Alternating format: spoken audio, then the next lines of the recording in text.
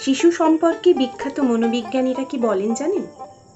আমাদের শিশুরা আমাদের পরিবার থেকেই কিন্তু প্রাথমিক শিক্ষাগুলোকে পেয়ে থাকে। যে শিশু উপহাস নিয়ে বাঁচে সে বড় হয়ে ভীরু হয়ে ওঠে।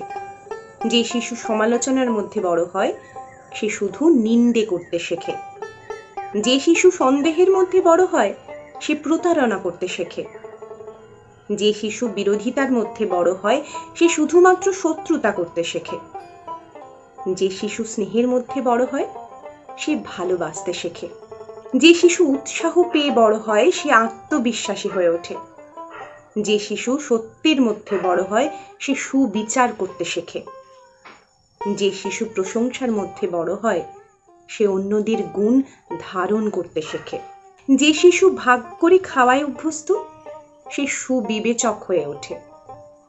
যে শিশু ধৈর্যের মধ্যে বড় হয় সে সহনশীল হতে শেখে। যে শিশু সুখী পরিবেশে বড় হয় সে ভালোবাসা ও সৌন্দর্যতা শেখে। পৃথিবীর সমস্ত শিশুদের জন্য রইল অনেক অনেক ভালোবাসা।